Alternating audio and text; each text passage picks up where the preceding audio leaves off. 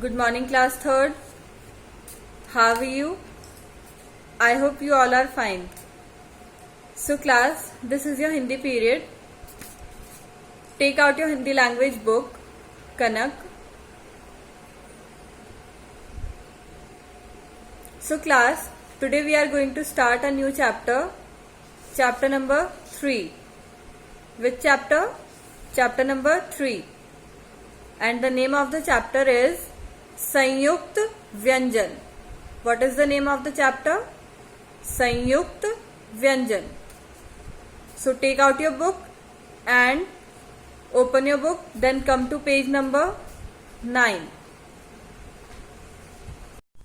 Chapter number 3, संयुक्त व्यंजन.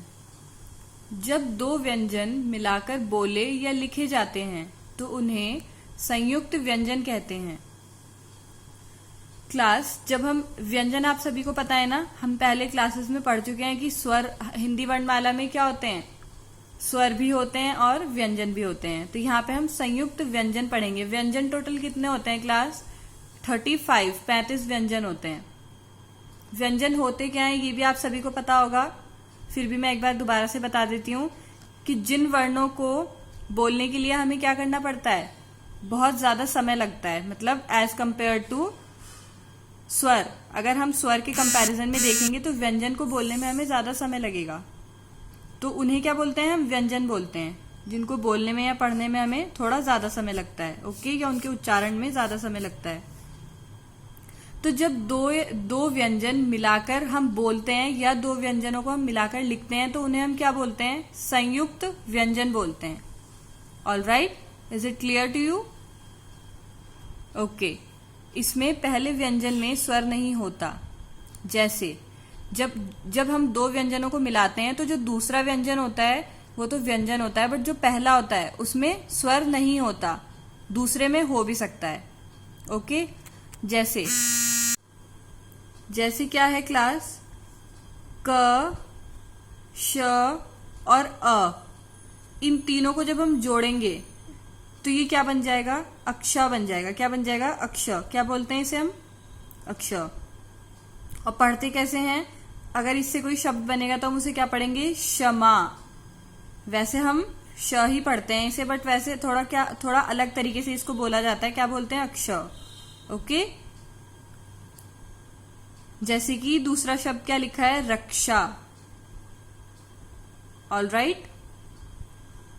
Now come to second one. त प्लस र. र के साथ क्या है? पहला वर्ण जो था यहाँ पे ये व्यंजन था, और जो दूसरा है र के साथ क्या है? स्वर भी है. अ क्या होता है? स्वर होता है ना. तो र, त और र, इसको क्या बोलेंगे हम? त्र. ये दोनों मिला के क्या बन गया? संयुक्त व्यंजन बन गया. ये क्या बन गया? त्र. तो उससे हमने त्र से दो शब्द बनाए, मित्र और चित्र.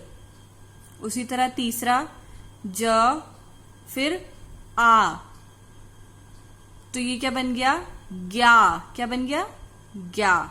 ज्ञा से हमने दो शब्द बनाए, ज्ञान और ज्ञानी. ओके. श, रा, श और रा, तो इन दोनों को मिला के क्या बन गया? श्र. श्र क्या है? एक संयुक्त व्यंजन है. तो श्र से हमने दो शब्द बनाए, श्रम और दूसरा श्री. All right. एक बार दोबारा समझ लीजिए. क एक व्यंजन है, श भी एक व्यंजन है, इसमें हमने एक स्वर मिलाया आ, तो ये क्या बन गया? अक्ष. अक्ष से हमने दो शब्द बनाए, क्षमा और रक्षा. फिर त क्या है? व्यंजन. र क्या है? र भी व्यंजन है, बट आ क्या है? स्वर है ना. तो त और रा, तो ये क्या बन गया? त्र. संयुक्त व्यंजन बन गया त्र. ठीक है. तो त्र से हमने दो शब्द बनाए, मित्र और चित्र. देन थर्ड देखेंगे, ज व्यंजन है, अ भी व्यंजन है, और इस अ के साथ हमने स्वर जोड़ दिया आ, तो ये क्या बन गया? ज्ञा. कौन सा संयुक्त व्यंजन बनाइए? ज्ञा. ज्ञ से हमने दो शब्द बनाए, ज्ञान और ज्ञानी। देन लास्ट वन श, फिर र भी क्या है, व्यंजन है, और अ क्या है, स्वर है। ओके, तो क्या बन गया इससे, संयुक्त व्यंजन श्र। श्र से हमने दो शब्द बनाए, श्रम और श्री। डन। अब नीचे देखेंगे अरहित और असहित। यहाँ पे जब हम इन दोनों को, अरहित और असहित अक्षर को मिला देंगे तो क्या बन जाएगा, एक संयुक्त अक्षर बन जाएगा। क्या बन जाएगा, संयुक्त अक्षर बन जाएगा। आधा स पूरा स, यहाँ पे हमने लिखा तो क्या बन गया, ये सस बन गया। क्या बन गया, सस। फिर म, आधा म और पूरा म, क्या बन गया, मम बन गया।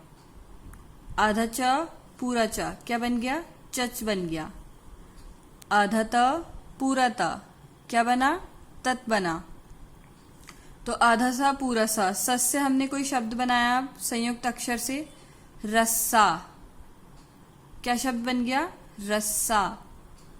मम से हमने क्या शब्द बनाया, अम्मा। इसमें भी दो माँ आ रहे हैं ना, यहाँ पे भी दो माँ थे, तो ये दो माँ क्या हो गया, एक संयुक्त अक्षर हो गया। ये संयुक्त मतलब जब हम दो चीजों को मिला के लिखेंगे, तो हमने यहाँ पे दो माँ मिला के लिखे हैं ना, तो ये क्या बन गया, अम्मा। उसी तरह दो चा मिला के लिखे हैं हमने यहाँ, ये संयुक्त अक्षर है, यहाँ पे हमने उसका यूज किया दो चा का, और क्या शब्द बनाया, सच्चा।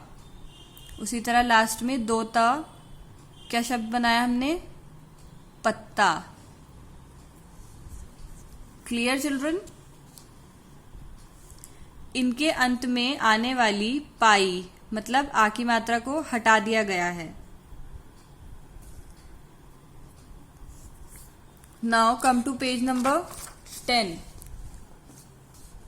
अब इसमें फिर से अरहित और स्वर सहित क्या दे रखे हैं आपको, वर्ण दे रखे हैं। आधा क, और इसमें क्या है, क पे आ की मात्रा है, मतलब स्वर हो गया ना ये, तो क्या हो गया, का। तो आधा का और पूरा का, और उस पे आ की मात्रा क्या हो जाएगा, कक्का। क्या बोलेंगे इसे, कक्का। इससे हमने एक शब्द बनाया कक्का का यूज करके, तो क्या बन गया ये, मक्का।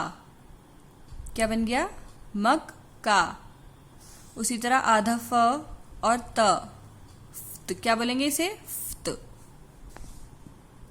तो हमने इससे एक शब्द बनाया, तो क्या बन गया ये, दफ्तर। क्या बना, दफ्तर।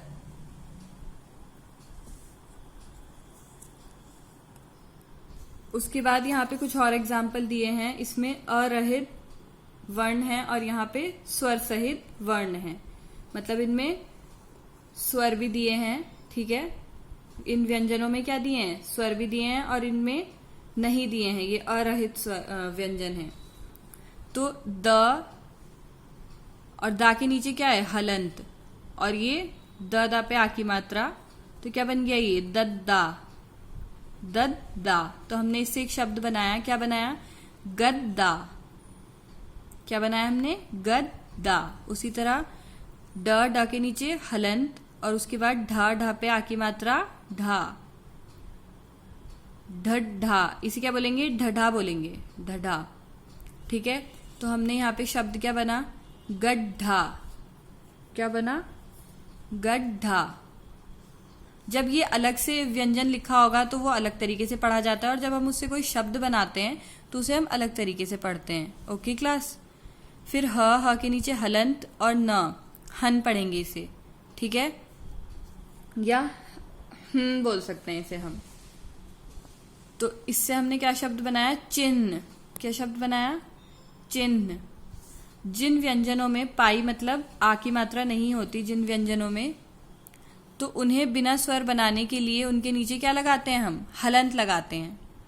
मतलब जिन व्यंजनों में आ की मात्रा नहीं होती, तो उसको बिना स्वर के बनाने के लिए हम क्या लगाते हैं, जब आ की मात्रा स्वर का काम करती है ना, तो जब हम आ की मात्रा नहीं लगा रहे, मतलब स्वर नहीं है, तो स्वर नहीं है तो कुछ तो लगाना है हमें उसमें, तो क्या लगा देते हैं, हलंत लगा देते हैं। हलंत क्या होता है, ये होता है, या जो यहाँ पे लगा हुआ है ये हलंत, ये सब क्या है, ये ह के नीचे हलंत है।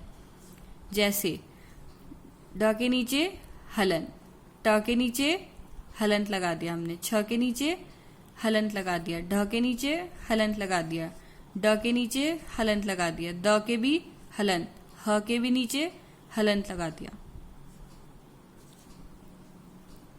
देन हमने क्या क्या सीखा क्लास, 2 या 3 व्यंजन मिलकर संयुक्त व्यंजन बनाते हैं।